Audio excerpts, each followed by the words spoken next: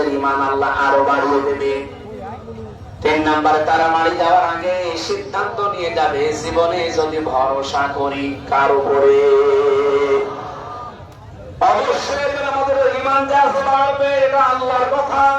ঈমান যে আপনার বাড়ছে তার প্রমাণ কি? নবীজি বলেন বাম স্তনের 2 আঙ্গুল নিচে একটা গোস্তের টুকরা আছে।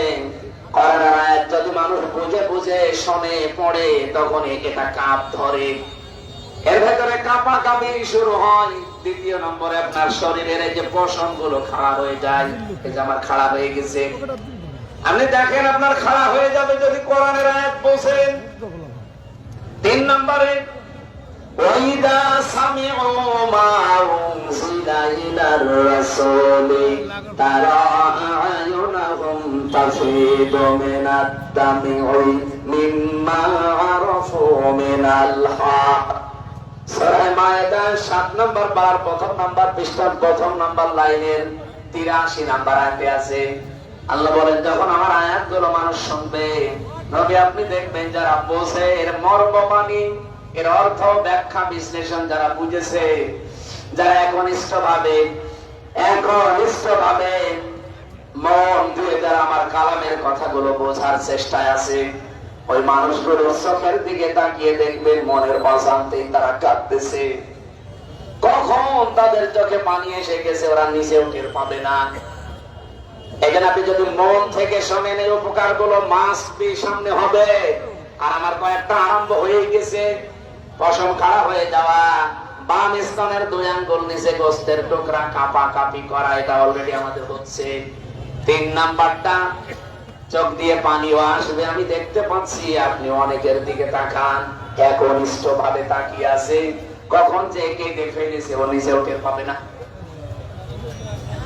আল্লাহ রাব্বুল আলামিন কোরআনে কারীম দিয়েছেন জীবিত মানুষদের জন্য, অথচ যারা এই 15.5 বছর বাধা দিলেন, তাদের বাবা মা মরে গেলে আমার এদিকে বলতো হুজুর কোরআন পড়ে দেন। আপনার বাবা মরে গেছে, এখন কোরআন পড়ে করবো কি? যতদিন জীবিত ছিল ততদিন যদি পড়তেন, পড়াতেন, বোঝাতেন, কাজ হতো। কে কথা বলেন?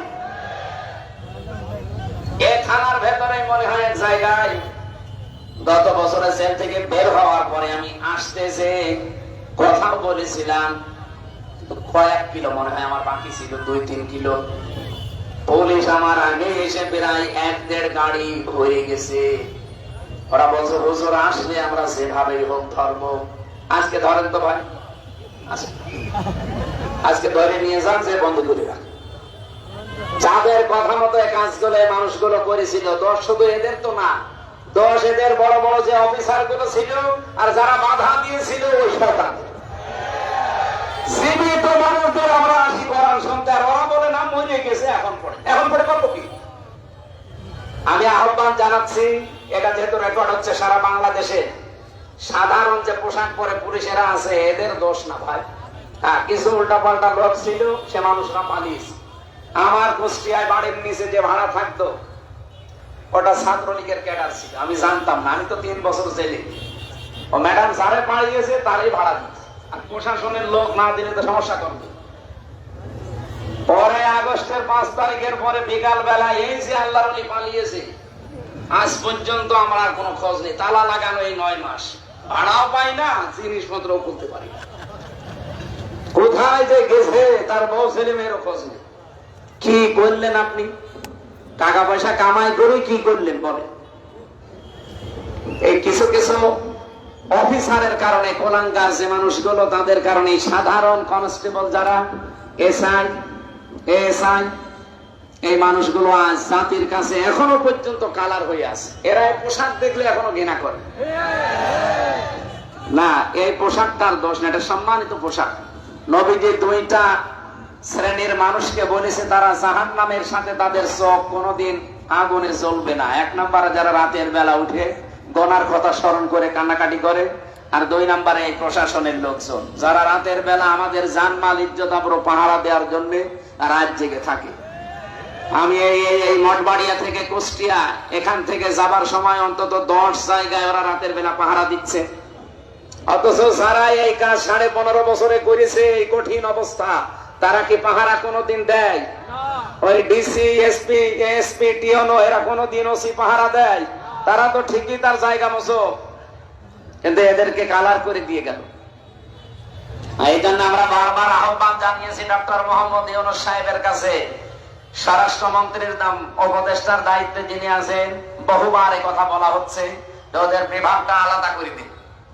প্রশাসন আগামী থেকে কারো কথা মতো চলবে না, ওরা চলবে ওদের আইসির কথা মতো। কে কথা বলেন না কেন? কোন নেতা খেতা পাতি নেতা, এমপি, মন্ত্রী, উপজেলা চেয়ারম্যান না, কারো কথা শোনার দরকার নেই। ওরা শুনবে ওদের গতিতে, ওদের আইসির কথা মতো, দেশ ঠান্ডা হয়ে থাকবে। আমি মালয়েশিয়া এটা দেখে আসলাম, সিঙ্গাপুরে এটা দেখে আসলাম, এই যে ছিলাম কিছুদিন আগে। এই সমস্ত দেশগুলোতে শান্তি বিরাজ করার পেছনে কারণ হচ্ছে এই প্রশাসনের এই নিরপেক্ষতা। কিন্তু এগুলো সব দলীয়করণ করে ফেলেছিল। এই জন্য আমরা জাতির লোকেরা ছিলাম মিনি জাহান্নামে। আমরা আগামী থেকে আর জাহান্নামে থাকতে চাই না। এই জন্য দায়িত্বে যারা আছেন, আমি নিজের কথা বলছি না, এটা বহু মানুষের কাছে আমি শুনেছি, এমনকি প্রশাসনের বড় বড় মানুষকেও শুনছি, তারা বলছে এই কথা মানুষকে জানান, উপরে যেন বলে যে আমাদের বিভাগ আলাদা করে দিন। আমরা কোন নেতা খেতা পাতি এগুলোর কথা শুনি চলতে চাই না। আমরা চলবো আমাদের আইনের কথা মতো, আমাদের বিভাগ অনুযায়ী। দেখেন দেশের শান্তি হয় কিনা। মালয়েশিয়াতে যে শান্তি শুধু এই কারণে, এটা আমরা চাই কিনা বলেন তো?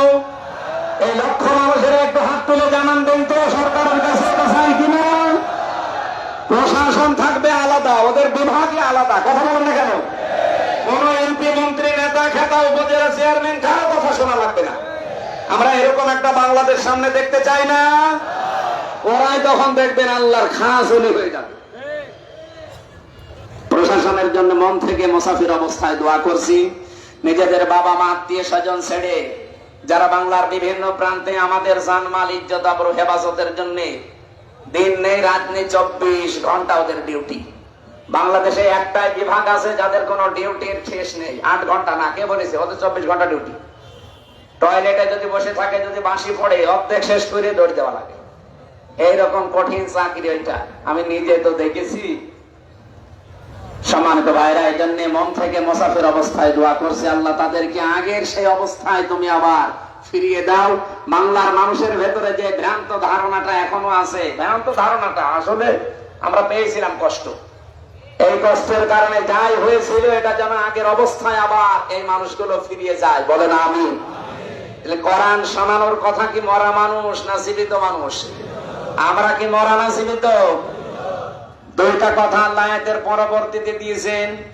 অবদান পথ নির্দেশিকা এর ভেতর থেকে নেওয়া লাগবে, কারণ হেদা হুদা শব্দের শাব্দিক অর্থ আমি 55টা পেয়েছি তাফসিরে। এদিকে তাকান, তাফসিরে ফি জিলালিল কোরআন দেখবেন, তাফসিরে বাইজাবি দেখবেন, এই হুদার আগে আলিফ লাম আছে। আল্লাহ পাক না, এই হুদার আগে ওয়াও আছে, ওয়া। বাইজাবি, নাসিরউদ্দিন বাইজাবি রহমাতুল্লাহ আলাইহি ব্যাখ্যা করতে গিয়ে তিনি টিকায় দিয়েছেন কেন আল্লাহ হুদান দিলেন, এরপরে মাউইজাতুন দিলেন। এই দুইটা গুরুত্বপূর্ণ শব্দ আল্লাহ এখানে প্রয়োগ করলেন, তৈরি করে লাগিয়ে দিয়েছেন। কেন জানেন? এই পৃথিবীতে একমাত্র হেদায়েতের কিতাব একটাই আছে, তার নাম কোরআন শরীফ। কোরআন বাদ দিয়ে পৃথিবীর কোন কিতাব আপনাকে হেদায়েত দেওয়ার ক্ষমতা রাখে? বলেন বলেন। সুতরাং পৃথিবীর কোন কিতাব পড়ে আপনি হেদায়েত পেতে পারেন না কোরআন ছাড়া। কোরআনের ব্যাখ্যা যদি হয় আপনি পড়েন, কোরআনের বিশ্লেষণ যদি করা থাকে পড়বেন। আপনার জীবনে পড়া চাই হবে, লেখাপড়া কোরআন কেন্দ্রিক হওয়া লাগবে। দুঃখজনক হলো সত্য যে সিলেবাস বানিয়ে উপহার দিয়েছিলেন জাতিকে, কোরআনের কিছু ছিল। কি রান্না শিখাতো? ডাল রান্না, আম রান্না, বেগুন রান্না করা, ডিম ভাজি। কথা আমি শিখে করবো, আমার বউ নেই। শিক্ষা ব্যবস্থাকে পুরো ধ্বংস করে ফেলেছিল এরা।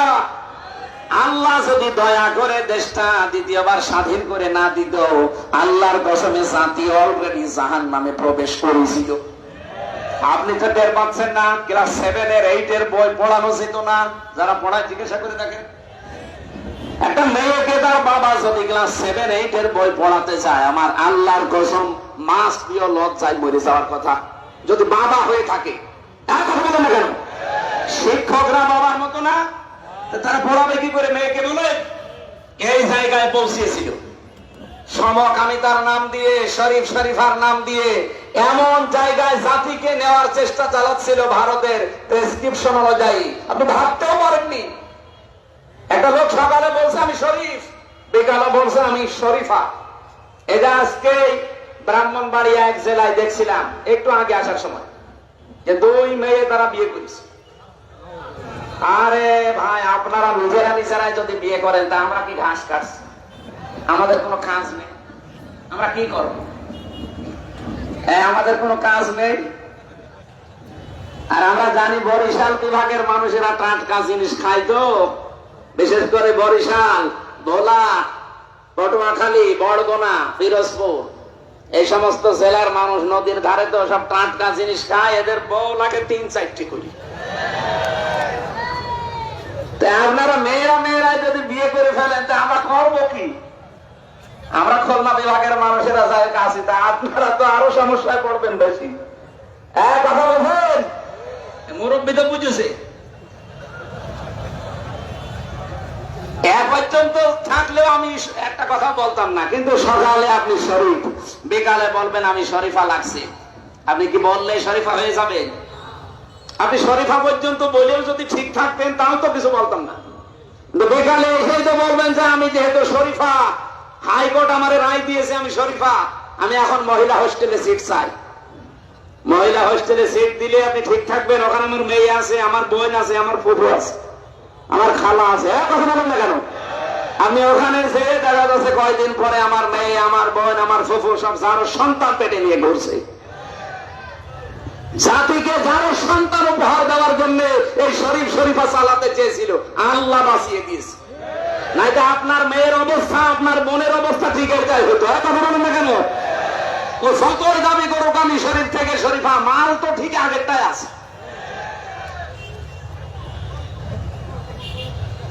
এই জন্য হেদায়েত দেওয়ার একচ্ছত্র মালিকানা আল্লাহ কোরআনকে দিয়েছেন। হুদান, এটাই পথ নির্দেশিকা। এখানে একটা হাদিস এসেছে, বলবো আমি, আপনারা শুনতেছেন?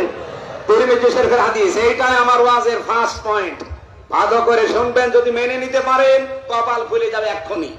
আর যদি মানতে না পারেন ওই যা ছিলেন তাই। মানিত্তাবাল হুদা বিগাইরিল কোরআন আদাল্লাহুল্লাহ। তিরমিজি শরীফের হাদিস। নবীজি বলেন যেখানে কোরআন নেই, যেহেতু হেদায়েত দেওয়ার মালিক আল্লাহ, আল্লাহ কাকে দিয়েছে? কোরআনকে। বলেন বলেন, আরো করে বলেন। পৃথিবীর কোন পীরের হাতে হেদায়েত আছে? না, নেই। আমি আজকে চরমনার ময়দান পুরা ঘুরে দেখলাম, মাদ্রাসা, সরসিনার পুরা মাদ্রাসা, সারাদিন এই 2 জায়গায় গিয়েছিলাম।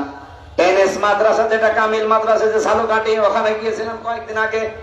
পুরা মাদ্রাসা গুলো ঘুরে ঘুরে আমি দেখেছি, এই দরবার গুলোতে শিরিক পেলাম না।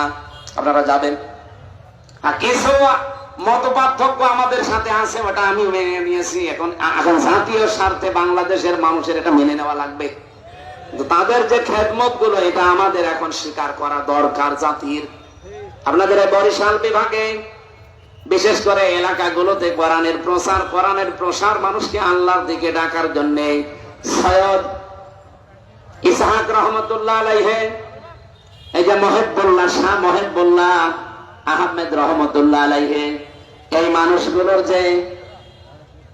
যে কাজ কারবার, তারা যে মাদ্রাসাগুলো প্রতিষ্ঠা করে যে দিনের আলো ছড়িয়েছে, আমার মনে হয় এই মানুষগুলোর কীর্তিময় কাজগুলো জাতির সামনে অন্তত তুলে ধরা দরকার। আমি অনেকক্ষণ ছিলাম, এক এক জায়গায় প্রায় 2 ঘন্টা 2.5 ঘন্টা সময় কাটিয়েছি। বহু কিছু আজকে আমি এতদিন উল্টা পাল্টা ধারণা অনেকের প্রতি ছিল। মনে করতাম শুধু চট্টগ্রামের বায়তুল শরফে মরহুম মাওলানা আব্দুল জব্বার রহমতুল্লাহ আলাইহি, এটা বাদ দিয়ে বাংলাদেশে আর মনে হয় সেরকম কিছু নেই। সব জায়গায় যা শুনতাম যে শিরিক বেদাত ভরপুর আছে। শিরিক বেদাত আছে, যেমন 8 রশি শিরিক বেদাত আছে, মাঝ ভান্ডারি শিরিক বেদাত আছে, সুরেশ্বরী। আপনি যান প্রকাশ্য শিরিক পাবেন। দেওয়ানবাগি, রাজারবাগি, কুতুববাগি, এগুলো 100 ভাগের 99 ভাগ শিরিক চলে। এরা দেখবেন আল্লাহ বাদ দিয়ে অন্যের নামে জিকির করে। আমার তাহেরি ভাই এ জিকির করছে কার নামে? ইয়া আলী বাবা, শাহ আলী বাবা, কেবলা বাবা, দয়াল বাবা, আগলা বাবা, পাগলা বাবা, ন্যাংটা বাবা দোয়া চলছে। আমি নিজে তার মুখে শুনেছি ইয়া আলী বাবা, শাহ আলী বাবা, ফতে বাবা। বলেন আল্লাহ বাদে কারো নামে জিকির জায়েজ আছে? হ্যাঁ, যদি চট্টগ্রামের বাইত শরফে, চারমনার ময়দানে, সরসিনার ময়দানে যদি আল্লাহ বাদে অন্য কারোর নামে জিকির হয়, আপনারা ওখানে যাবেন না। আল্লাহ বাদে অন্যের নামে জিকির করা হারাম। সূরা আরাফ 9 নম্বর পারা 13 নম্বর পৃষ্ঠা 4 নম্বর লাইনের 181 নম্বর আয়াতে আছে, না 180 নম্বর আয়াত।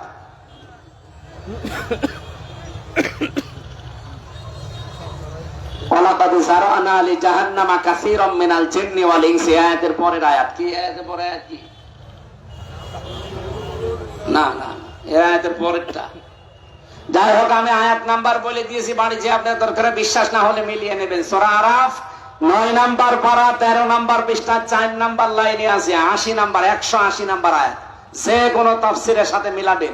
আল্লাহ বাদে অন্যের নাতে কেউ যদি মিলিয়েও ডাকে, আযারুল্লাযীনা ইউলহিদুনা ফি আসমাই, কেউ যদি আল্লাহর নামকে ইলহাদ করে, ইলহাদ মানে পাল্টিয়ে ফেলা, এই যে আল্লাহর নাম ওরা পাল্টিয়ে ইয়া আলী বাবা, শাহ আলী বাবা, কেল্লা বাবা, ফতে বাবা, আল্লাহর নাম আছে একটা? কোথায় আপনি পেলেন এগুলো? এই জন্য আমি যে সমস্ত দরবার গুলো নিজে দেখে আসলাম, আপনারা দরকার হয় বড় বড় আলেম যারা আছেন দেশে যাবেন দেখতে। যদি দেখেন যে শিরিক বেদাত এখানেও আছে, ওখানে মানুষকে যেতে নিষেধ করবেন। যেহেতু এই সমস্ত জায়গার নিয়মগুলো দেখে আসলাম, এরা জিকির আল্লাহর নামে করছে, এরা দরুদ রাসূলুল্লাহর নামে পড়ছে, কিন্তু কিছু মানুষ সেখানে শিরিক আর বেদাত প্রকাশ্যে, যেখানে আল্লাহর নামই পুরো পাল্টিয়ে ফেলেছে, এমনকি আল্লাহর নামই বাদ দিয়ে দিয়েছে। এই জায়গায় গেলে আপনার ঈমান থাকবে না যাবে? তা আমি অন্তত থাকতে আপনার ঈমান চলে যাবে, আর আমি বসে বসে ঘাস কাটবো। 55 বছর পর্যন্ত আল্লামা সাইদি রহমতুল্লাহ আলাইহি এই কথাগুলো জাতিকে জানাতে চেয়েছিলেন। আপনারা শিরিক করবেন না নামের ভেতরে, আল্লাহর নামে। রাসূলুল্লাহকে তুলতে তুলতে এমন উপরে তুলে ফেলে, আল্লাহর উপরে সম্মান দিয়ে দেয় না। স্থান ঠিক রাখা লাগবে। 1 নম্বরে কে? 2 নম্বরে রাসূলুল্লাহ, 3 নম্বরে মা বাবা। বলেন বলেন, আপনি সিরিয়াল ঠিক না রেখে একবারে মা বাবাকে আল্লাহর উপরে তুলে দেবেন, আপনি ইমান থাকবে? আমার ভাইরা, এবার আমি হাদিসের যে ব্যাখ্যা বলার জন্য এই হাদিসটা পড়লাম। শব্দ ছিল আদাল্লাহুল্লাহ। আমি আরবি গ্রামার যারা বোঝে, জানে, বালাগাত মানতে পড়ায় পড়ে, এখানে বহু আলেম আছে। আপনি একটু বাড়িতে যে ওনাদের আলাদা জিজ্ঞাসা করেন তো, শব্দ নবীজি যদি বলতেন দল্লা ইয়াদিল্লু, তাও বাংলা অর্থ হয়ে যেত। কিন্তু বাংলা অর্থ আসতো সোলাসি মুজাররাদ থেকে আসলে যে আপনি নিজেই নিজেকে খারাপ বানিয়ে ফেলেছেন। কিন্তু আদাল্লা ইউদিল্লু বাবে ইফআল থেকে এসেছে শব্দটা। এর খাসিয়াত আছে 9টা। বাবে ইফআল থেকে যদি কোনো শব্দ আসে, তখন বাংলা অর্থ দাঁড়ায় আপনি হয়তো ভালো হওয়ার নিয়তে কোনো জায়গায় গিয়েছিলেন, কিন্তু কোরআন সেখানে ছিল না, কোরআনের কর্মসূচি ছিল না। এই জন্য আল্লাহ নিজে দায়িত্ব নিয়ে আপনাকে আরো গোমরা বানিয়ে দেবে। পিরোজপুরবাসী, এবার একটা সত্যি কথা বলেন তো, যেই দরবারে কোরআন চলে না, কোরআনের নিয়ম নীতি চলে না, ওই দরবারে যদি আপনি ভালো হওয়ার নিয়তেও যান, আপনাকে খারাপ বানিয়ে দেবে কে? আরো জোরে বলেন। এ পর্যন্ত বিশ্বাস করেছেন নাকি হাদিস আমি বানালাম? আরেকটু নিচে যাব, কয়েকজন বলছে। হ্যাঁ, বলেন না কেন? বাংলাদেশে 73টার উপরে এখন রাজনৈতিক দল। কে কি মনে করবেন, খুশি হবেন, রাজি হবেন, দুঃখ পাবেন, আমি ওইদিকে তাকাই না। কোরআন হাদিস সামনে আসলে আমি চোখ বন্ধ করে বলি, কে রাজি হবে, কে দুঃখ পাবে, আমার দেখার দরকার নেই। এই 73টা রাজনৈতিক দল বাংলাদেশে, সেই দলের কর্মসূচিতে কোরআন নেই, সেই দলের কর্মসূচিতে কোরআন চলে না, ওই দলের প্রতিষ্ঠাতা যদি আমার বাবাও হয়, আমার স্বামীও হয়, ওই দলে যদি আমি ভালো হওয়ার নিয়তে থাকি, আমাকে খারাপ বানাবে কে? সুতরাং ওরকম দলে আমি আজকে থেকে আর আছি। কারা কারা নেই হাত তোলেন তো। আন্দাজে হাত তুলবেন না, দেখেন তো হাত তোলেনি কে, দেখেন। আলহামদুলিল্লাহ ওয়াজ হয়ে গেছে, আর ওয়াজ করা লাগবে? আর কে ওয়াজ আছে? সেই দলে কোরআন নেই, যে দলের কর্মসূচিতে কোরআন চলে না, ওই দলের প্রতিষ্ঠাতা আমার বাবা হোক, আমার স্বামী হোক, আমি আর নেই। তাহলে এই দেশে কি আর কোন দল থাকার কথা? বলুন। আল্লাহ আমাদেরকে হেদায়েত দান করুন। লিল্লাহি তাকবীর। আমাদের প্রধান অতিথি আজকে আল্লামা দেলাওয়ার হোসেন সাঈদী রহমাতুল্লাহ আলাইহির সন্তান এসে গেছে। ব্যস্ত থাকলে চলে যাবেন, না থাকলে কিছুক্ষণ থাকবেন ইনশাআল্লাহ। হ্যালো হ্যালো, নারায়ে তাকবীর।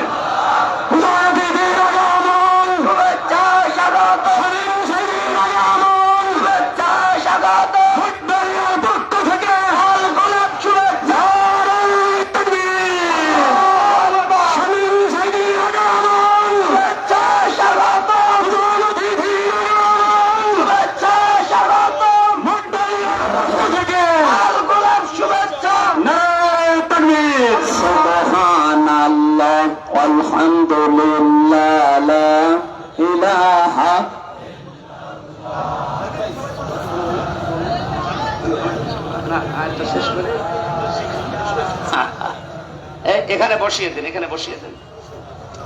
সুবহানাল্লাহ আলহামদুলিল্লাহ লা ইলাহা ইল্লাল্লাহ সুবহানাল্লাহ। জবান খুলে আল্লাহর জিকির করেন, সুবহানাল্লাহ আলহামদুলিল্লাহ। এখানে কথা বলেন কেন? বসেন, বসিয়ে দেন, সব বসিয়ে দেন। এই যে চারটা শব্দ দিয়ে জিকির করাচ্ছি, এটা হাদিসের শব্দ, এর বাইরে কোন জিকিরের শব্দ নেই। সুবহানাল্লাহ আলহামদুলিল্লাহ লা ইলাহা ইল্লাল্লাহ আল্লাহু আকবার, এর বাইরে যা আছে দোয়া দরুদ। কেউ যদি কেল্লা বাবা, ফতে বাবা, শালি বাবা, দয়াল বাবা, এগুলো কি এর ভেতরে আছে? সুতরাং এরকম কোন দরবারে যাবেন না। এই চারটা শব্দ দিয়ে যে দরবারে জিকির হয়, ওই দরবারে শেখার জন্য, জানার জন্য যাবেন। কি কথা বলেন না কেন? এরকম দরবার যদি চরমনা হয় যাবেন কালকে, যদি সরসি না হয় যাবেন কালকে, যদি 8 রশি হয় যাবেন কালকে। 8 রশি আমি নিজে গিয়ে যেটা দেখেছিলাম, এইভাবে যাওয়া লাগে কবরে, আবার এইভাবে আসা লাগে। আমি ওনারে বললাম যে ভাই আমি নবীর রওজা থেকে আসলাম কয়েকদিন আগে, এইভাবে ভেতরে যাওয়া লাগে না? আমারে বলছে ওটা তোদের নবী, এইটা আমাদের নবী। ওই যে খাদেম লাল কাপড় পরে যেটা আছে, ওরে শয়তান। প্রকাশ্য শিরিক যেখানে চলে, এদেশের মুসলমানেরা ওখানে আর যাবে? এটা শুধু এই মঠবাড়ি আইনে রেকর্ড হচ্ছে, সারা বাংলাদেশ লাইভ চলছে। সুতরাং সবাইকে সামনে নিয়ে আমার মনে হয় আমি কথা বলছি, এই চারটা শব্দের বাইরে যে দরবারে জিকির আছে, ওই দরবারে যাবেন না। কে কথা দিতে পারবেন না? তাহলে দেখবেন আস্তে আস্তে আপনারা না গেলেও দরবার এমনি তুলে দেবে, বলবে কোনো কামাই নেই। আল্লাহ বলেন কোরআন আমি জীবিত মানুষদের জন্য বায়ান, বক্তব্য, বিবৃতি কেন দিলাম? এটা হেদায়াত, পথ নির্দেশিকা, এইটাই দিতে পারে। এই জন্য আদাল্লাহ ইউদিল্লু বাবে ইফাল থেকে বাংলা অর্থ দাঁড়ায়, পৃথিবীতে কোরআন যেখানে নেই, তার মানে কোরআনের নিয়ম নীতি চলে না। ওখানে কেউ ভালো হওয়ার নিয়তেও যদি চায়, তাকে আল্লাহ নিজে দায়িত্ব নিয়ে আরো খারাপ বানিয়ে দেয়। এর বাস্তব প্রমাণ আমার কুষ্টিয়া লালনের মাজার, ওখানে কোরআন আছে নেই? আমার বাড়ি তো পাশে, কোরআন নেই, কোরআনের কর্মসূচিও নেই। ওখানে প্রকাশ্য শিরিক, বেদাত আর শুধু গাঁজা। আমার মনে হয় সারা বাংলাদেশ ঘুরে আপনি যা গাঁজা পাবেন, তার চাইতে বেশি গাঁজা পাওয়া যাবে মাজারে। এই পৃথিবীর নিরাপদ একটা জায়গা হচ্ছে লালনের মাজার, যেখানে পুলিশ পাহারা দিয়ে গাঁজা খাওয়ায়। ওই পুলিশ বসে আছে না, যদি ওই কুষ্টিয়া জেলার দায়িত্বে থাকে, জিজ্ঞাসা করে দেখেন, বলে বাবা খা, আমরা আছি, কেউ কিছু বলবে না। এইরকম গাঁজাখোর ওখানে। ওই রকম জায়গায় কোরআন নেই, কোরআনের কর্মসূচি নেই। আপনি যদি ভালো হওয়ার নিয়তে চান, আপনি কি ভালো থাকবেন? আর আপনাকে খারাপ বানিয়ে দেবে কে? এই জন্য দেখা যায় আগে বিড়ি খেত না, এখন বিড়ি ধরেছে। আগে গাঁজা বুঝতো না, এখন গাঁজা খায়। ও কি ভালো হয়েছে না খারাপ হয়েছে? বলুন বলুন। এই জন্য এরকম কোন খারাপ জায়গায় যেখানে খারাপ হওয়ার সম্ভাবনা বেশি যাওয়া যাবে? আল্লাহ আমাদেরকে বাঁচিয়ে দেন, বলেন আমিন। 2 নম্বরে মাউইজাতুন, এর ভেতরে উপদেশ আছে। মাউইজা শব্দের অর্থ 33টা। 1 নম্বরে মাউইজাতুন মানে প্রেসক্রিপশন। কি বললাম? বলেন বলেন। আমরা ডাক্তারের কাছে যান, আপনি মঠবাড়িয়া যদি এমবিবিএস ডাক্তার হয়, দেখবেন 4টা জিনিস লেখা থাকে। 1 নম্বরে ওখানে পাবেন ডাক্তারের নাম, ওর নিচে ওনার ডিগ্রি লেখা থাকে। 2 নম্বরে লিখবে আপনার নাম, এবার আপনার বয়স। 3 নম্বরে ঔষধের নাম লিখবে, এর পাশাপাশি ঔষধের ডোজ গুলো লিখে দেবে, যে এই ঔষধের ডোজ এই। 4 নম্বরে লিখবে যে কয়দিন চলবে এটা, 7 দিন বা 15 দিন বা 1 মাস, এর পরে ঔষধ পাল্টিয়ে অন্য ঔষধ দেবে। আমি কি বেশি বললাম না? ঠিক আছে। পুরা কোরআন শরীফ আমি এই প্রেসক্রিপশনের সাথে মিলিয়ে এই 4টা জিনিস পেয়েছি।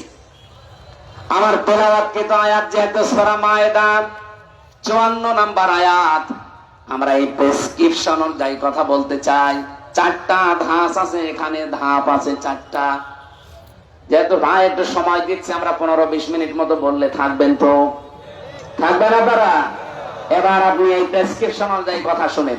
আউযু বিল্লাহি মিনাশ শাইতানির রাজিম, বিসমিল্লাহির রহমানির রহিম।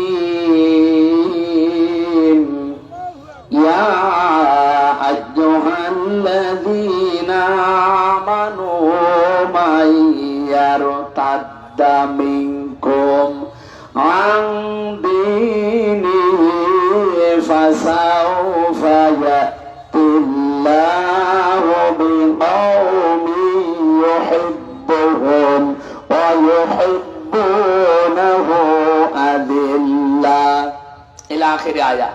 সূরা মায়েদা। কোন সূরা? এইদিকে তাকান ভাই, কষ্ট হয়ে যাচ্ছে। সূরা মায়েদা 120টা আয়াত আছে, 16টা রুকু আছে। মদিনায় নাজিল হয়েছে। মাত্র 1 আয়াতের 4 ভাগের 1 ভাগ আমরা পড়লাম। আয়াত নাম্বার 54। কত? মায়েদা মানে দস্তরখানা। মায়েদা মানে কি? খাবারের প্লেট, দস্তরখানা। এই পৃথিবীকে আল্লাহ দস্তরখানা বানিয়ে আমাদের সামনে পেশ করেছেন, আমাদেরকে আহ্বান জানিয়েছেন যে দস্তরখানা তামাম দুনিয়া এটা খাবারের প্লেট।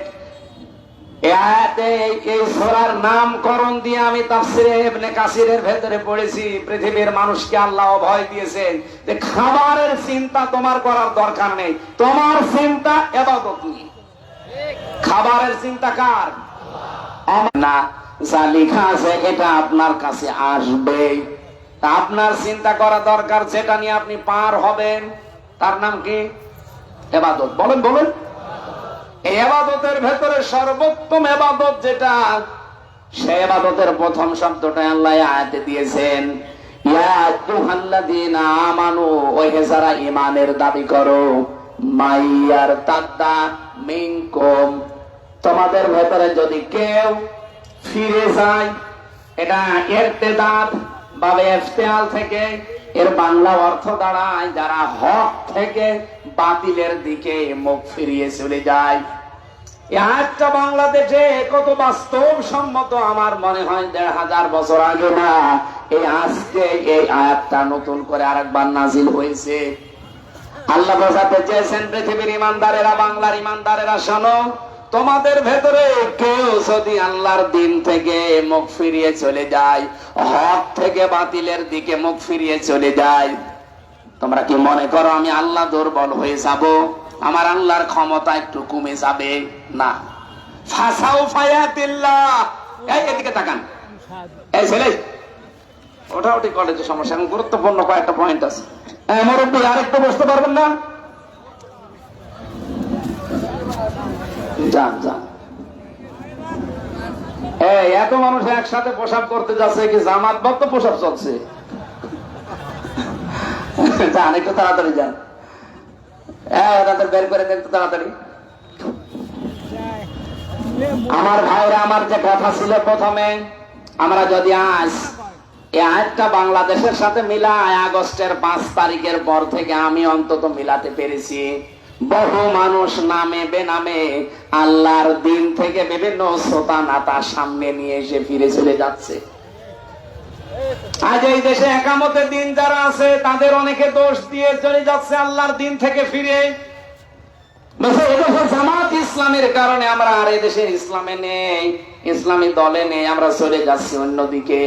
আরে ভাই, জামাত ইসলাম দেখে আপনাকে ইসলাম পালন করতে বলছে কে? আপনি তো ইসলাম পালন করবেন আল্লাহর দিন দেখে। এই কথা বলেন না কেন? এই দেশে দিনের কোন বিধান চালু করতে পারেন না, আর কিছু হলে তখন দিনের বিধান অনুযায়ী বিচার চান। আপনি চলবেন, চলাফেরা করবেন বাংলার ময়দানে, বাংলার ময়দানে চলাফেরা করতে যে আপনার স্টাইল হবে আমেরিকার মতো, ব্রিটেনের মতো, আর ধর্ষিতা হলে তখন আপনি বিচার চাবেন আফগানিস্তানের মতো। এটা পাগলামি না? আপনি চলছেন বাংলার এই জমিনে বাংলাদেশের মতো, চলাফেরা আপনার আমেরিকার স্টাইলে, ধর্ষিতা হলে তখন আপনি বিচার চাবেন সৌদি আরব অথবা আফগানিস্তানের স্টাইলে। এ পাগলামি করা বাদ দেন। আগে আফগানিস্তানের মতো, সৌদি আরবের মতো কোরআনের এই নিয়ম নীতিগুলো এখানে কায়েম করেন, এরপরে দেখেন যে না করে আপনি টিকে থাকতে পারেন কিনা। আসিয়াকে ধর্ষণ করার পরে যেভাবে আওয়াজ উঠেছিল, আওয়াজ তোলার দরকার ছিল। যদি প্রমাণ হয়ে যেত ওই দিনই তাকে বাইতুল মোকাররমের সামনে সঙ্গে সার করা লাগতো। আমার নিজের জীবনে আমি জেলখানায় যাওয়ার আগে 20 সালে একবার ফতোয়া দিয়েছিলাম। আমার কুষ্টিয়া গ্রামের বাড়িতে হালসা জেনা করেছিল। তার স্বামী থাকে বাইরের দেশে। এই মহিলা পাশের বাড়ির একজনের সাথে জেনা করে ধরা পড়েছে একেবারে সরাসরি। গ্রামের লোকজন বলছে, হুজুর ফতোয়া দেন, যেহেতু প্রমাণ আছে, সব 4টা সাক্ষী আছে, প্রমাণ দিলাম কি? 4 জন দেখেছেন? বলছে হ্যাঁ, আমরা একেবারে সব হাতে নাতে ধরেছি, যেভাবে আপনি কোরআন হাদিসের কথা বলেন ওইভাবেই পেয়েছি। আমি বললাম, কোরআনে সূরা নূরের নির্দেশ হচ্ছে তাদেরকে মাটির ভেতরে বুক পর্যন্ত গেড়ে দিয়ে, পাথর দিয়ে, ইট দিয়ে মেরে সঙ্গে সার করে বিদায় করে দেন। এখন গ্রামবাসীকে যদি বলতাম এটা করেন, তাহলে ওরা যদি আমার কথা অনুযায়ী রায়টা এভাবে কার্যকর করতো, ও সঙ্গে স্যার ওই মহিলা হওয়ার আগে আমি হয়ে যেতাম। মহিলা সঙ্গে স্যার হয়তো সকালে সকালে যদি 10টায় হয়তো আমি সকাল 7টায় হয়ে যেতাম। ওই পুলিশ আমার ধরে নিয়ে যেত। যা হুজুর, এ দেশে ফতোয়া দেবেন দেন, এ দেশে কোরআনের আইন চলে, দিনের বিধান এই দেশে চলে। আপনি ফতোয়া দিয়েছেন, এ পর্যন্ত থাকতো, কার্যকর করতে গেলেন কেন? ওই মহিলাকে পরে আগে আপনার সঙ্গে সার করিনি। এটা করতো কিনা বলেন? যদি বিশ্বাস না হয় ওই যে পুলিশের জিজ্ঞাসা করেন, ওইটাই করতো, কারণ এই দেশে তো নেই। কিন্তু ওই দেশে যদি আফগানিস্তানের মতো কোরআনের এই আইনটা জারি থাকতো, আর সাক্ষ্য প্রমাণে যদি ধরা পড়ে যেত, বলেন তো আমার রায় দেওয়ার সঙ্গে সঙ্গে কার্যকর হলে আমি সঙ্গে সার হতাম। গ্রামের লোক, কিছু মানুষ না বুঝে এখনো আমার উপরে রাগ করে, আপনি খালি ফতোয়াই দিয়ে গেলেন, কিছু করতে পারলেন না। করবো কি করে? আমার পেছনে কোনো ব্যাকআপ আছে, কোনো শক্তি আছে, কোনো পাওয়ার আছে। ওই পাওয়ারটাই হাতে নেওয়ার জন্যই তো আমরা চেষ্টায় আছি যে সেনা করে আসিয়ার ধর্ষিতা যদি আর না বাঁচে, সারা বাংলাদেশে আর কেউ আসিয়ার মতো মেয়েদের দিকে চোখ তুলে তাকাবে না। এই জন্যই তো চাচ্ছে বাংলাদেশের সামনে 300 এমপি, 151 জন শামীম সাইদের মতো মানুষ যদি কোরআন বুকে নিয়ে সংসদের সামনে যেতে পারে, আল্লাহর কসম সংসদের প্রথম অধিবেশনে উনি বলবে, মাননীয় স্পিকার, আমরা নামাজের বিল চাই, আমরা যাকাতের বিল চাই, আমরা ধর্ষণের বিল চাই। কথা বলছে না কেন? উনি যদি বলে হাত তোলেন, শামীম সাইদের মতো 151 জন যদি হাত তুলতে পারে, ওই দিনই নামাজের বিল কায়েম হয়ে যাবে, ওই দিনই যাকাতের বিল কায়েম হয়ে যাবে, ওই দিনই ধর্ষণের আইন কায়েম হয়ে যাবে। ওর পর দিন থেকে 18 কোটি মানুষ নামাজ পড়বে। আপনি ভোট দিয়েছিলেন আব্দুল আজিজকে মাত্র একটা, আব্দুল জলিলকে মাত্র একটা, শামীম সাইদিকে মাত্র একটা। ওনারা যদি কোরআন বুকে নিয়ে সত্যি সামনে যেতে পারে, 151 জন মানুষ যদি সত্যি এই দেশে তৈরি হয়ে যায়, যতগুলো ইসলামের বিধান আছে এগুলো সব ওনারা একটা একটা করে বিল পাশ করাবে। আপনি শুধু একটা ভোট দিয়েছেন, তাতে কি 18 কোটি মানুষ নামাজ পড়লে যে সওয়াব হয় ওই রকম সওয়াব প্রতিদিন পাবেন। আমি যদি মিথ্যা বলে থাকি সূরা নিসা এই লক্ষ্য রওশনের সাথে মতো হয়ে গেল, তাড়াতাড়ি করে।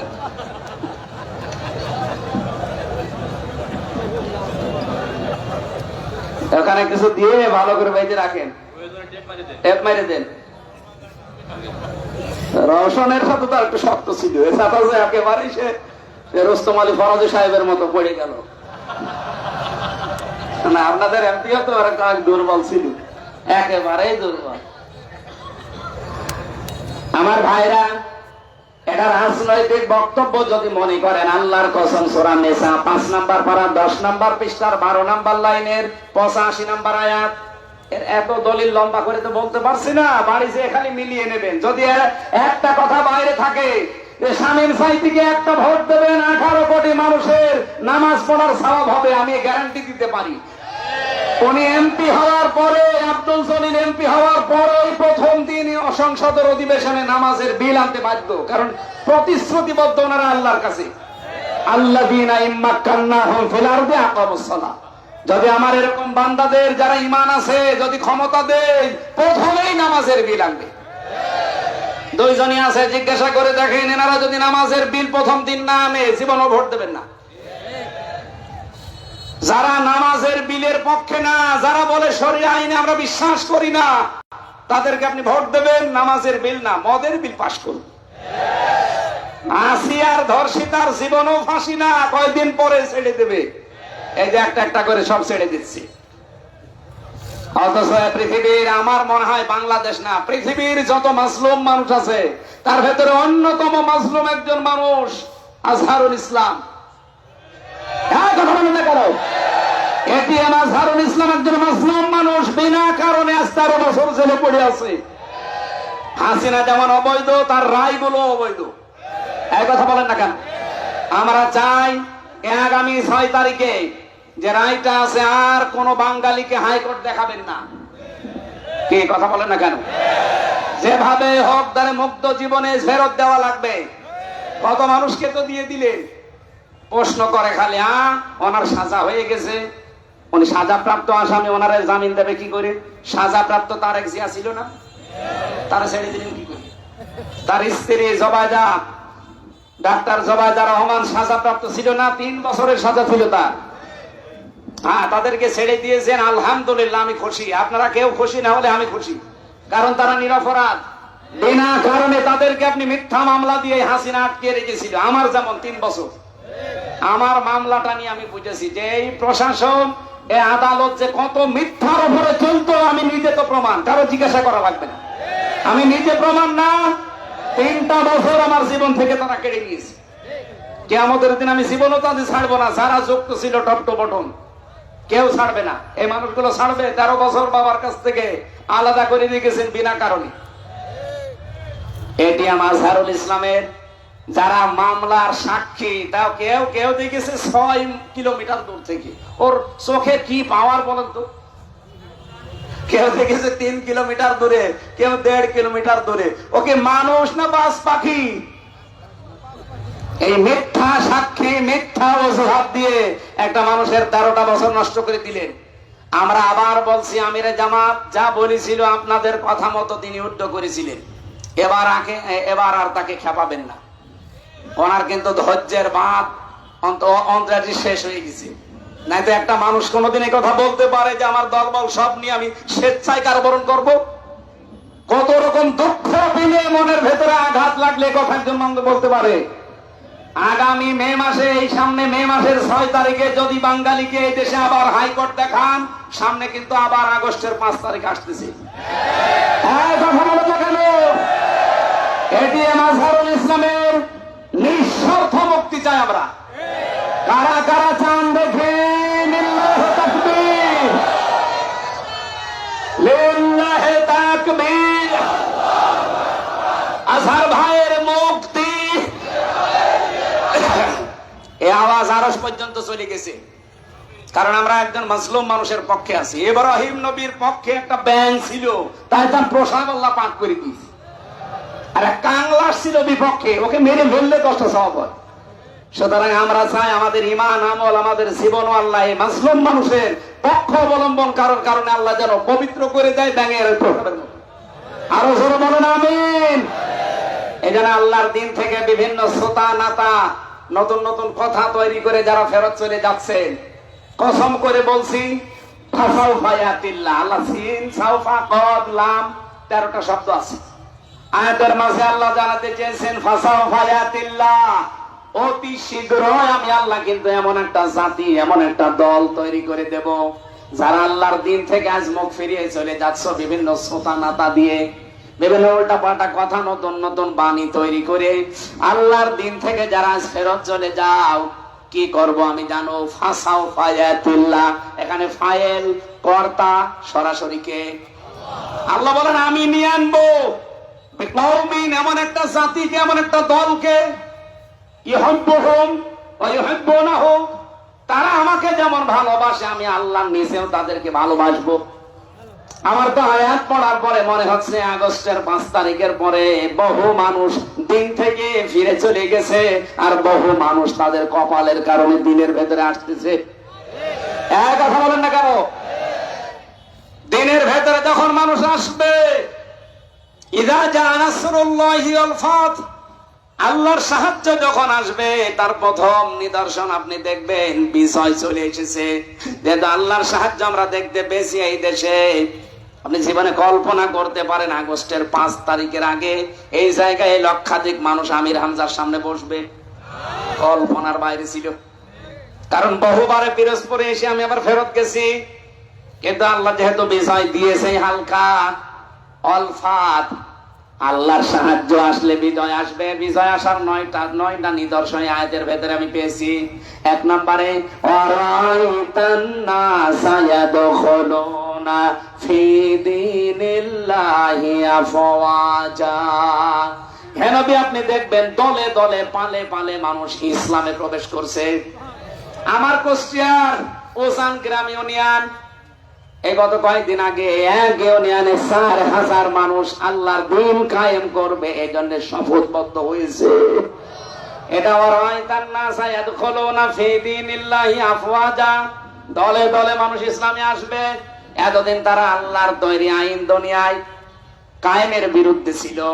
মানুষের তৈরি করা আইন এই পৃথিবীতে প্রতিষ্ঠার জন্য তারা চেষ্টা চালিয়েছে, আর এই মানুষগুলো এখন ফরম পূরণ করে বলছে আমরা আল্লাহর দ্বীন কায়েমের সহযোগী হতে চাই। বলেন সুবহানাল্লাহ। আমার ভাইরা, এই আয়াতের যে মূল কথাগুলো আমি পেয়েছি, এখানে প্রায় 29টা পয়েন্ট আছে। আমার তাফসীরে আমি নিজে আজকে পড়ে আসলাম। এদিকে তাকান। প্রথম নম্বরে আল্লাহ বলেন এমন একটা দল, এমন একটা জাতি আমি তৈরি করবো যদি তোমরা মুখ ফিরিয়ে নিয়ে চলে যাও আমার দিন থেকে। এজন্য নিজের সাথে পাগলামি করবেন না। কত মানুষ আজ বিভিন্ন দলের দোহাই দিয়ে তারা চলে যাচ্ছে আল্লাহর দিন থেকে। আমি নাম ধরে বলছি, চাঁপাইনবাবগঞ্জের পাপিয়ার তার স্বামী 2 জন অলরেডি গালিগালাজ দিয়ে তারা এখন ইসলাম থেকে বের হয়ে গেছে। কারণ তারা আলেমদেরকে গালি দেয়। তারা বলছে যুদ্ধ অপরাধের বিচার এভাবে শেষ করে দেওয়া ঠিক হয়নি, এটা কন্টিনিউ করে রাখা দরকার। আর নিরপরাধ যেন মানুষকে যেন ফাঁসি দেওয়া যায়। কথা বলেন না কেন? আর হাসিনা তো সাজিয়েছিল নিজের মন মতো, নিরপরাধ মানুষকে তারা ফাঁসি দিয়ে দুনিয়া থেকে বিদায় করেছে। ওইটা যদি চালু রাখতেন এখন অনেক মানুষ দুনিয়া থেকে বিদায় হয়েছে। তো কথা বলেন না কেন? এমনকি আমিও প্রায় পড়ে গিয়েছিলাম যদি বয়স হইতো। আমার 33 বছর বয়সের জন্য মিলাতে পারেনি, কিন্তু যদি বয়স আমার মনে হয় 70 হয়তো আমারও ঝুলিয়ে দিত। তারপরে আল্লামা সাইদি বিদায় নেওয়ার পর ভেতর থেকে আল্লামা মামুনুল হক, আমির হামজা, আমি নিজে আমরা মনে করেছিলাম এবার মনে হয় আমাদের পালা। কারণ ভেতরে যে অবস্থা, ওখানে মেরে ফেললেও কোনো অসুবিধা নেই, বলবে যে চিকিৎসাধীন অবস্থায় মরে গেছে। আল্লামা সাইদির নামে যেমন চালিয়ে দিল যে চিকিৎসাধীন অবস্থায় মরে গেছে। কে বলেছে আপনাকে? ইনজেকশন দিয়ে দিয়েছে। কথা বলেন না কেন? তার এই হত্যার তদন্ত এবং বিচার আপনারা চান না? যারা যারা জড়িত ছিল প্রত্যেকের বিচার হওয়া লাগবে।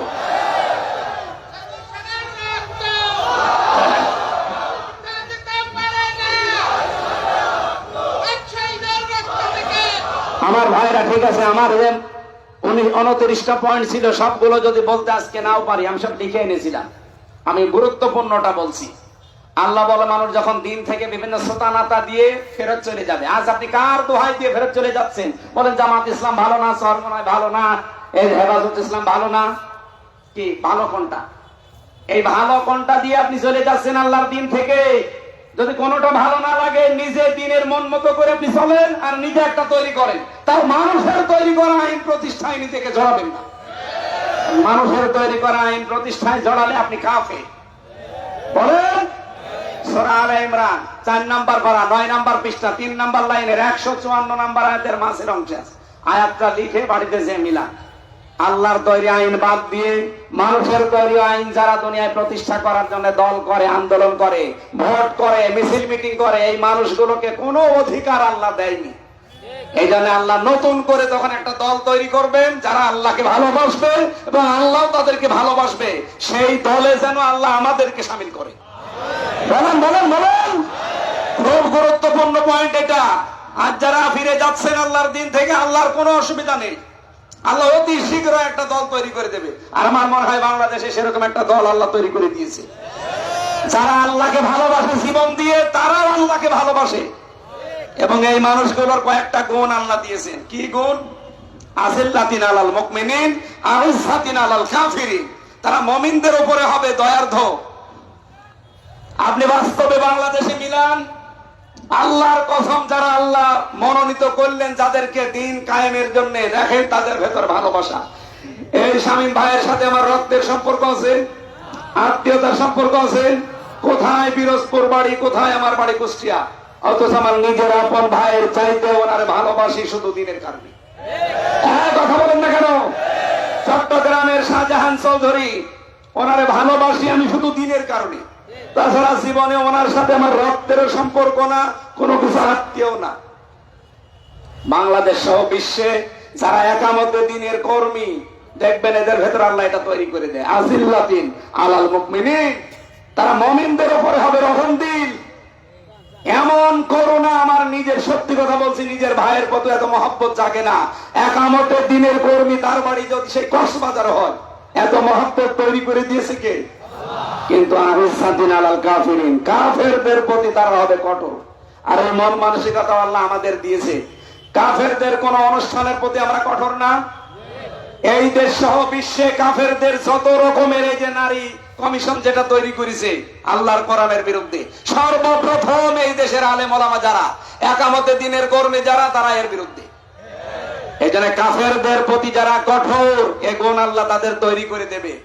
আপনি নিজেকেই দেখবেন পাল্টিয়ে ফেলবেন। ইউজাহিদুনা ফি সাবিলিল্লাহ ওয়ালা ইয়াখাফুনা লাওমাতা লাইম। তারা আল্লাহর দিনের পথে চলতে গিয়ে কারো তিরস্কারের ভয় করবে না।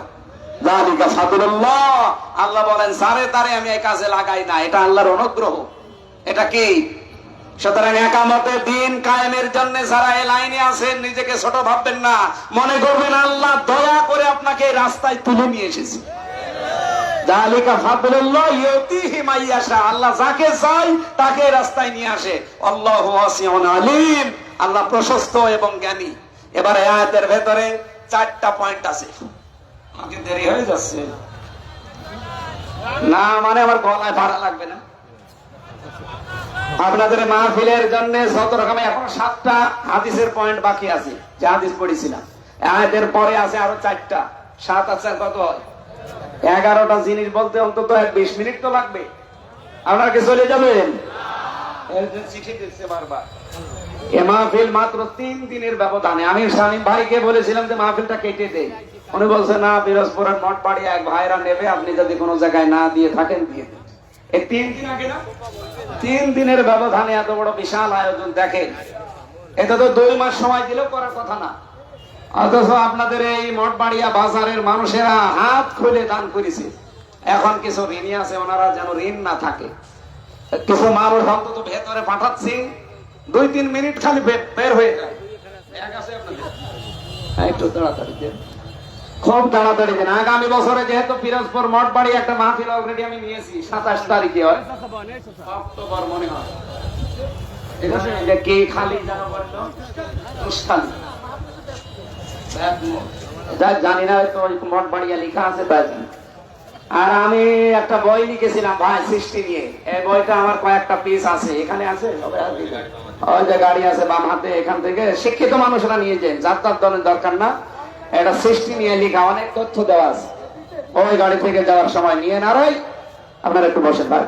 কালকে আল্লামা সাইদি সাহেবের মাদ্রাসায় খুলনা দারুল কোরআন সিদ্দিকিয়া কামিল মাদ্রাসায় আমার মাহফিল আছে রাত 9টায়। আজকে যদি আমার মনে শেষ করা অনেক রাত, এখন রাত 11:15 বাজে, আমার ঘুমানো লাগবে। এরপরে শামীম ভাই কিছু কথা বলার পর আমরা দোয়া করব। আগামীকাল এই আয়াতের পরে 55 নম্বর আয়াতের আলোচনা করব। জান মোনাজাত না করে কেউ হেন, আমরা মুসাফির মানুষ এবং মাসলুম মানুষ। একটু বসেন ভাই, বসেন বসেন।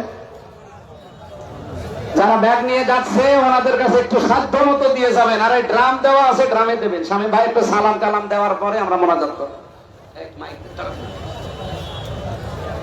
আলহামদুলিল্লাহ।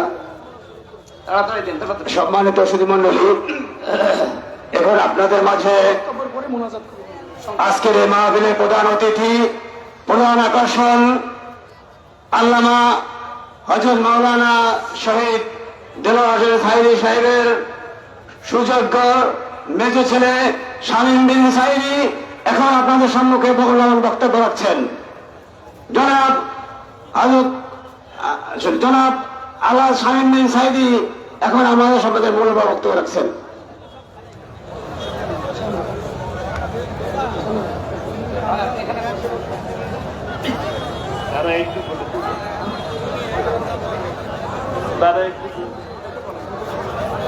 পরে দেখা করবো।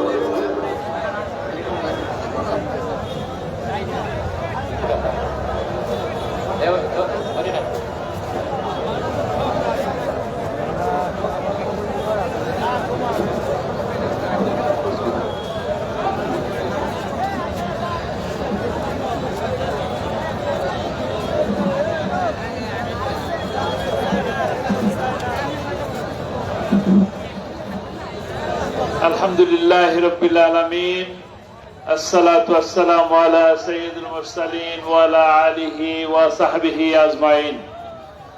আউযু বিল্লাহি মিনাশ শাইতানির রাজীম। বিসমিল্লাহির রহমানির রহিম। ওয়া লা তাকুলু লিমান ইউকতালু ফি সাবিলিল্লাহি আমওয়াত বাল আহইয়া ওয়ালাকিন লা তাশউরুন। ইসলামী পাঠাগার ও সমাজ কল্যাণ পরিষদ কর্তৃক মঠবাড়িয়ার তাফসীরুল কোরআন মাহফিল, আজকের মাহফিলের সম্মানিত সভাপতি, আপনাদের প্রিয় মুখ ইসলামী পাঠাগার ও সমাজ কল্যাণ পরিষদের সম্মানিত সভাপতি সহকারী অধ্যাপক শরীফ মোহাম্মদ আব্দুল জলিল, উপস্থিত একটু আগে যার কথা এতক্ষণ মনোযোগ সহকারে আমরা শুনছিলাম, তরুণের আইডল, প্রখ্যাত মুফাসসিরে কোরআন মাওলানা মুফতি আমির হামজা হাফিজাহুল্লাহ,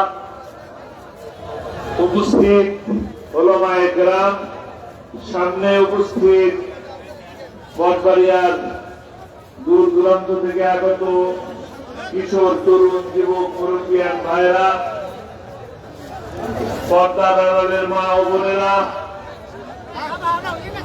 সামনে মিডিয়ার সুপ্রিয় বন্ধুগণ, প্রশাসনের কর্মকর্তা বৃন্দ, মাইকের আওয়াজ যে পর্যন্ত যাচ্ছে যারা শুনছেন, সকলকে আমার অন্তরের অন্তঃস্থল থেকে জানাচ্ছি আসসালামু আলাইকুম ওয়া রাহমাতুল্লাহি ওয়া বারাকাতুহু।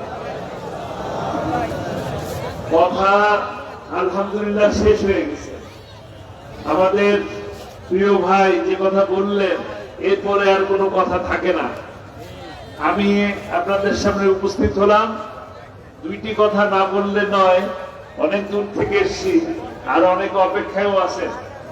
সামান্য কথা হলো এই যে আপনাদের কোরআনের পাখি, কোরআনের পাখিকে আল্লামা সাইদি, তাকে 13 বছর বন্দী করে রাখা হলো কোনো কারণ ছাড়া। কারণ ছাড়া কি? না, কারণ ছাড়া না। একটা কারণ আছে, একটা অপরাধ আছে তার। একটা ভয়ঙ্কর অপরাধ আছে। ভয়ঙ্কর অপরাধ হলো তিনি 50 বছরের অধিক কাল ধরে কোরআনের দাওয়াত বাংলাদেশের প্রতিটি ঘরে ঘরে মানুষের কাছে পৌঁছে দিয়েছেন। এটাই অপরাধ।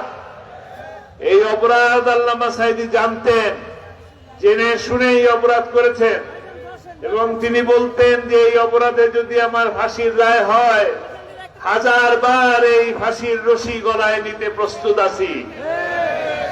তিনি কোরআনকে ভালোবাসতেন, আল্লাহকে ভালোবাসতেন, দ্বীনকে ভালোবাসতেন। ইসলামের একজন ছোট্ট কর্মী ছিলেন, ইসলামের দাওয়াত দিতেন। এই অপরাধ তিনি মেনে নিয়েছিলেন। তিনি এই কঠিন পথকে মেনে নিয়েই এই কঠিন পথে চলেছিলেন। জানতেন এরকম বিপদ আসতে পারে, জানতেন এরকম ফাঁসির রায় হতে পারে, জানতেন ফাঁসির রায় নয়, ফাঁসি কার্যকরও করতে পারেন। কিন্তু তিনি বলেছিলেন ফাঁসির রায় আমার জুতার ফিতার সমান। মনে আছে আপনাদের? আজ অব্দি যত কথা এখন ফেসবুকে শোনা যায়, আল্লামা ইন্দুরের গর্ত ভবনে পালাবার জন্য। 2টা উক্তি বললাম, আরো অনেক উক্তি আছে। যত কথা বলবো সবই দেখবেন সত্যি হয়ে যাচ্ছে। রাত গভীর হচ্ছে, ঠান্ডা বাতাস দিচ্ছে, বৃষ্টি হতেও পারে। আমি শুধু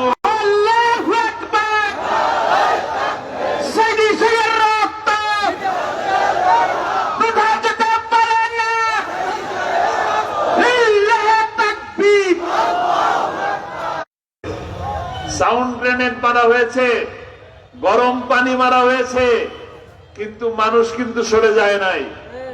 কাজেই আল্লামা সাঈদী যে কথাগুলো বলেছিলেন তার একটি শেষ স্বপ্ন ছিল তিনি যেন শহীদি মৃত্যু যেন তাকে দেওয়া হয়, এই দোয়া তিনি করতেন।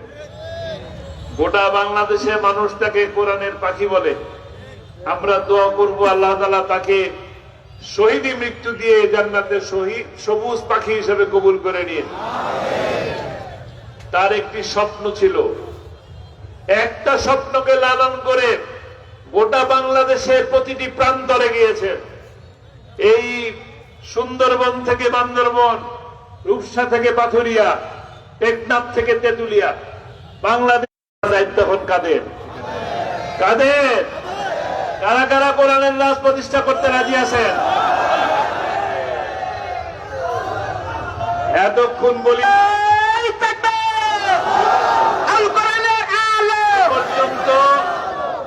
এ পর্যন্ত হাত তুললেন কয়েকবার। এই হাত আমি বললাম আল্লাহ দেখছেন, আল্লাহ সাক্ষী। আমরা নিজেরা তো দেখলাম, আমরা তো সাক্ষী থাকলামই, আল্লাহও সাক্ষী। আমরা সকলে কোরআনের খাদেম হব, কোরআনের কর্মী হব, কোরআনের দাওয়াত মানুষের কাছে পৌঁছে দেব। রাজি আছি? আল্লামা সাঈদীর সেই যে স্বপ্ন, সেই স্বপ্ন তখনই পূরণ হবে যখন বাংলাদেশে কোরআনের আইন প্রতিষ্ঠা হবে। তিনি বলতেন আগামী দিনের সূর্য হবে ইসলামের সূর্য, সত্য হবেই হবে ইনশাআল্লাহ। আমি বলছি ইনশাআল্লাহ আগামী দিনের পার্লামেন্ট হবে কোরআনের পার্লামেন্ট ইনশাআল্লাহ। সেই কোরআনের পার্লামেন্ট তৈরি করার জন্য আমার ভাই কিছুক্ষণ আগে বলছিলেন নামাজ কায়েম করার জন্য আমরা বিল উত্থাপন করব। তিনি কোরআন যেদিন প্রথম সংসদে গিয়েছিলেন 1996 সালের 12 জুন, প্রথম সংসদে ঢুকলেন, সভাকক্ষে গেলেন, সংসদ সদস্যদেরকে দেখলেন, মাথা ঝুঁকিয়ে ঢুকছেন স্পিকারকে সম্মান করে, আবার মাথা ঝুঁকিয়ে বের হয়ে যাচ্ছেন। তিনি বিল উত্থাপন করলেন। কোন মুসলমান কারো কাছে মাথা নত করতে পারে না, এবং সেদিনে সেই বিল পাশ হয়েছিল। সব কি শুধু পিরোজপুরের মানুষ পেয়েছিলেন? তিনি পেয়েছিলেন, সকল মানুষ পেয়েছে। যারা তাকে ভোট দিয়েছেন, যারা ভোট দিতে পারেন নাই, তার মিছিলে ছিলেন, মিটিং এ ছিলেন, পোস্টারিং করেছেন, টাকা দিয়েছেন, অর্থ দিয়েছেন, মিছিলে গেছেন, স্লোগান দিয়েছেন, তারা প্রত্যেকেই সেই সবের অংশীদার হয়েছে। এখনো পর্যন্ত সেই আইন বলবৎ আছে। যতদিন সেই আইন থাকবে ততদিন পর্যন্ত এই সব তাদের আমলনামায় লেখা থাকবে। আপনারা কি সেই সব নিতে চান? নিতে চান? যদি সেই রকম সব নিতে চান তবে কোরআনের পক্ষের মানুষের সাথে থাকবেন। রাজি আছেন? কারা কারা রাজি আছেন? কোরআনের পক্ষের মানুষকে এই মঞ্চে কেউ আছেন? আছে? কে আছেন? কে নেতা আছে?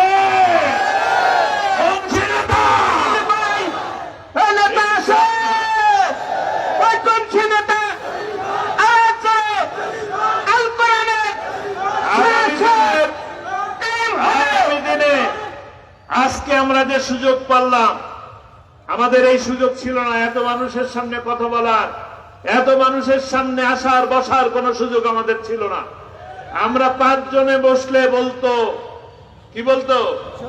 জঙ্গি, নাশকতাকারী, সরকার উৎখাতের পরিকল্পনাকারী। মনে মনে কি ভাবলাম তাও তারা জানতো নাকি? ধরে নিয়ে যেত, ধরে নিয়ে গ্রেপ্তার, মামলা, জেল, রিমান্ড, কোন অপরাধ ছাড়া, রাজনীতি ছাড়া। আমার এই ভাই তো কোন রাজনীতি করতেন না, শুধু কোরআনের দাওয়াত দিতেন। কোরআনের বিপক্ষে ছিলেন এই হাসিনা এবং তিনি খুনি ছিলেন। বাংলাদেশের 28 লক্ষ কোটি নেতা চুরি করে ভারতে পালিয়ে গেছে। জামাত ইসলামীকে বলে রাজাকার। জামাত ইসলামীর কোন নেতার পাকিস্তানে বাড়ি নাই। জামাত ইসলামীর কোন নেতা পাকিস্তানের সাথে ব্যবসা করে না। তাদের বাড়ি নাই, গাড়ি নাই। ভারতের দালালেরা ভারতের বাড়ি বানায়, গাড়ি বানায়, তাই ভারতের রাজাকার। কাজেই ভারতের দালালদের সাথে আর কোন সম্পর্ক নাই। বাংলাদেশের স্বাধীনতার শত্রু হলো ভারত, বাংলাদেশের সার্বভৌমত্বের শত্রু হলো ভারত। তারা আমাদেরকে পানিতে মারছে, তারা আমাদেরকে খাবার দিয়ে মারার চেষ্টা করছে। তারা আমাদের সৌহার্দ্যপূর্ণ সাম্প্রদায়িক সম্প্রীতিকে ধ্বংস করে দিয়ে এদেশকে ধ্বংস করার একটা টার্গেট নিয়েছে। কাজেই আপনারা আপনাদের বন্ধুকে চিনবেন এবং শত্রুকেও চিনতে হবে। আমরা বন্ধুকে চিনে বন্ধুর পাশে থাকবো ইনশাআল্লাহ। আমাদেরকে বড় দেশ দেখে ভয় দেখাবেন না, বড় দেশ বলে ভয় দেখাবেন না। আমরা বড় দেশ আর গোলাগুলি বোমাতে ভয় পাই না। ভয় পাই নাকি? মুসলমানদের বড় ঈমান, আমরা আল্লাহকে ভয় করি। লিল্লাহি তাকবীর। ইনশাআল্লাহ কোরআনের পক্ষে থাকবো। আল্লামা সাঈদীর দেখানো পথে থাকবো। কোন পথে থাকবো? আল্লামা সাঈদীর দেখানো পথে থাকবো ইনশাআল্লাহ। তার মতন করে চলবো, তার মতন করে চলবো। তিনি ইচ্ছা করলে হাজারো কোটি টাকার মালিক হতে পারতেন। পারতেন কিনা? ছোট্ট একটা দৃষ্টান্ত দেই। বাংলাদেশে ইসলামী ব্যাংক প্রতিষ্ঠা হয়েছে, সেই প্রতিষ্ঠাতা সদস্যদের মধ্যে তিনিও একজন ছিলেন। মাত্র 5 লাখ টাকা মালিকানা নেওয়া যেত, মাত্র 5 লাখ টাকা। সেই 5 লাখ টাকা এখন 500 কোটি টাকা হয়ে গেছে। সৎ পথের ব্যবসা ছিল, কিন্তু তিনি ব্যবসা করতে চান নাই। বাংলাদেশকে সুদমুক্ত করতে চেয়েছিলেন। তিনি টাকার দিকে তাকান নাই, বাড়ির দিকে তাকান নাই, ক্ষমতার দিকে তাকান নাই। এখানে রওশনের সাথে কথা বলা হলো, এরশাদ সাহেব 4 বার ডেকে নিয়েছেন।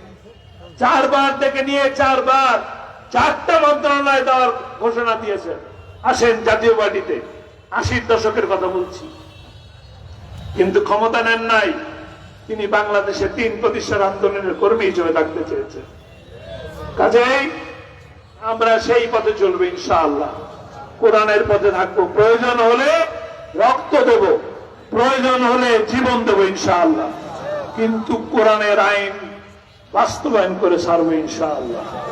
আল্লাহ আমাদেরকে সে তৌফিক দান করুন। আমা তৌফিক ইল্লা বিল্লাহ। আসসালামু আলাইকুম ওয়া রাহমাতুল্লাহ। আলহামদুলিল্লাহ। সম্মানিত উপস্থিতি, এ পর্যায়ে আমাদের মাঝে দোয়া মোনাজাত পরিচালনা করছেন। তো আমাদের মাঝে উপস্থিত আছেন ইসলামী ছাত্র শিবিরের পিরোজপুর জেলা শাখার সম্মানিত সভাপতি মেহেদী হাসান। একটু সালাম বিনিময় করবেন আপনাদের সাথে। মেহেদী হাসান সালাম বিনিময় করছেন। মঠবাড়িয়া কৃতি সন্তান মেহেদী হাসান ইসলামী ছাত্র শিবিরের পিরোজপুর জেলা শাখার সভাপতি। আউযু বিল্লাহি মিনাশ শাইতানির রাজিম বিসমিল্লাহির রহমানির রহিম। প্রিয় মুসলিয়ান ইকরাম, আজকের এই দূর দূরান্ত থেকে যারা আলোচনা শোনার জন্য আসছেন, অবশ্যই আমাদের সম্মানিত ওস্তাদ হুজুর মহাদার যারা আলোচনা করছেন সেগুলো আমরা যেন আমল করতে পারি, আল্লাহ আমাদের সেই তৌফিক দান করুন। এই আলোচনার মধ্য থেকে আমাদের জীবনের একটি পরিবর্তন আনতে চাই ইনশাআল্লাহ, এবং দিন প্রতিষ্ঠার জন্য আমরা সবাই যেন ঐক্যবদ্ধ হয়ে কাজ করতে পারি। আল্লাহ আমাদের সেই তৌফিক দান করুক। আসসালামু আলাইকুম ওয়া রাহমাতুল্লাহি ওয়া বারাকাতুহু। সম্মানিত তৌহিদি জনতা, এখনই মোনাজাত হবে। অনেকেই দোয়া চেয়েছেন, বিশেষ করে গত পরশুদিন আমার শ্বশুর এই দুনিয়া থেকে বিদায় নিয়েছেন। আরো অনেকে দোয়া চেয়েছেন দেশ বিদেশ থেকে। আমাদের আজকের এই অনুষ্ঠানের সম্মানিত প্রধান অতিথি, যিনি আমাদেরকে আল্লাহর কোরআন সুন্দরভাবে উপস্থাপনার মাধ্যমে আমাদেরকে সুন্দর বুঝ দিয়েছেন, এখন আজকের এই মাহফিলে শেষ মোনাজাত, আখিরি মোনাজাত করার জন্য আজকের প্রধান অতিথি বিশিষ্ট আলেমে দ্বীন, মুফাসসিরে কোরআন, বিশ্ব নন্দিত মুফাসসিরে কোরআন জনাব মোহতারাম আমির হামজা মোহতারামকে মোনাজাত করার জন্য বিনীতভাবে অনুরোধ করছি। আল্লাহুম্মা আমিন। লা ইলাহা ইল্লা আনতা সুবহানাক। মোনাজাতটা বসে করেন, যে যেখানে আছেন একটু মোনাজাত বসে করেন। আল্লাহর কাছে আমরা মোনাজাত করছি, বসে করেন ভাই। মনের আবেগের কথাগুলো বলবেন মনে মনে। রব্বানা যালামনা আনফুসানা ওয়া ইন লাম তাগফির লানা ওয়া তারহামনা লানাকুনান্না মিনাল খাসিরিন। রব্বুল আলামিন, পিরোজপুর জেলার মঠবাড়িয়াস মোস্তফা খেলার মাঠের দিকে একটু তাকাও। হাজার হাজার বান্দা বান্দি কোরআনের কথাগুলো আমরা চাতক পাখির মতো শুনেছি। শেষে এসে তোমার দরবারে আমরা এই ছোট্ট দুটো হাত তুলেছি। জীবনে বহু মোনাজাত করেছি, কোনটা ভালো লেগেছে জানি না। আজকের এই মোনাজাতটা তুমি ফেরত দিও না। সারা জীবনের অপরাধ গুলো কোরআনের ইজ্জতে তুমি নেকি বানিয়ে দাও। অপরাধ গুলো তুমি সব সাফ করে দিয়ে ওই ফাঁকা জায়গাটা নেকি দিয়ে ভরাট করে দাও। এই অনুষ্ঠান মাত্র 3 দিনের ব্যবধানে এরা বিশাল আয়োজন করেছে। এই মঠবাড়িয়া এলাকায় যারা ব্যবসা বাণিজ্য করে, বিভিন্ন কর্মজীবনে আছে, সবাই দল মত নির্বিশেষে ছুটে এসেছে কোরআনের এই অনুষ্ঠানে। সাহায্য সহযোগিতা আছে, সেইভাবে করলো। আল্লাহ তাদের দিকে তোমার রহমত এগিয়ে দাও রব্বুল আলামিন। 64 জেলার পিরোজপুর জেলায় আসলে শহীদ আল্লামা দেলাওয়ার হোসাইন সাইদি রহমতুল্লাহ আলাইহি তার কথা মনে হয়। আল্লাহ তাআলা তাফসীরুল কোরআন মাহফিলের জনক বলা হয় তাকে বিশ্বে। তুমি শহীদ আল্লামা সাইদিকে কবরে জান্নাত দিয়ে দাও। এই জেলার মাটির নিচে তিনি ঘুমিয়ে আছে, আল্লাহ কবরটা তুমি জান্নাতুল ফেরদাউস বানিয়ে দাও। তার ওসিলা করে এলাকায় যত মানুষ কবরে আছে আল্লাহ সবাইকে মাফ করে দাও। যারা এই মঠবাড়িয়া এলাকায় ব্যবসা বাণিজ্যে আছে এদের অভাব দূর করে দাও। বিশেষ করে এই মঠবাড়িয়া পৌরসভা এলাকায় কত মানুষ তাদের কর্মজীবনে ব্যস্ত আছে, যে যেখানে আছে এর রিজিকের মালিক তুমি আল্লাহ বরকত দিয়ে দাও রব্বুল আলামিন। সম্মানিত সভাপতি অধ্যাপক শরীফ মোহাম্মদ আব্দুল জলিল, তোমার নামে নাম আল্লাহ তুমি কবুল করো। আমাদের প্রধান অতিথি আলহাজ শামীম বিন সাইদি, আল্লাহ তুমি তার মাকে মাফ করে দাও। তার স্ত্রী পুত্র সন্তান আদি ভাই ভগ্গর যেগুলো দিয়েছো এগুলো দিনের জন্য অটল রাখো। তার জেলা এটা, তার নিজের বাবার দেশ, মায়ের দেশ, এলাকায় যত মানুষ কোরআনের জন্য তাদেরকে ভালোবাসে আল্লাহ তুমি তাদেরকে হামে ও নাসির হয়ে যাও। সম্মানিত মা বোনদেরকে তুমি খাদিজাতুল কুবরার মতো বানিয়ে দাও। আলাদা করে তাদের জন্য কিছু বলতে পারলাম না। 5 ওয়াক্ত নামাজ, রমজান আসলে রোজা, নিজের শরীরকে পর্দায় রাখার, স্বামী থাকলে খেদমত করে খুশি রাখার সুযোগ মেয়েদেরকে তুমি দান করে দাও। প্রশাসনের যে ভাইগুলো এসেছে নিজেদের বাবা মা আত্মীয় স্বজন ছেড়ে বাংলার বিভিন্ন প্রান্তে যারা জনগণের জান মাল ইজ্জত আবরু হেফাজতের চেষ্টা চালায়, তাদের এই পুরা দায়িত্বটা ইবাদত হিসাবে কবুল করে নাও। আমি আজকে ঐতিহাসিক একটা ময়দান, সরসিনার ময়দান, চরমনার ময়দানে গিয়েছিলাম। আল্লাহ তাদেরকে যেখানে তারা ঘুমিয়ে আছে ওই পীর সাহেবদেরকে তুমি কবরে মাফ করে দাও, তাদের দ্বীনের খেদমত কবুল করে নাও। তাদের সন্তানাদি তারা দুনিয়ায় এখনো যারা দ্বীনের খেদমতে আছে, একামতে দ্বীনে আছে, খেদমতে দ্বীনে আছে, তাদেরকেও তুমি মঞ্জুর করো আল্লাহ। বাংলাদেশের সবাইকে তুমি কোরআনের ছায়া তলে এনে দাও। আগামীতে অনুষ্ঠানটা কোরআনের জন্য আরো বড় করে কবুল করে নাও। 3টা বছর জালেমরা এমন কোন নির্যাতন নেই যা আমার এই শরীরের উপরে করে নাই। মাথার চুল থেকে পায়ের তালু পর্যন্ত ওরা টর্চার করেছে।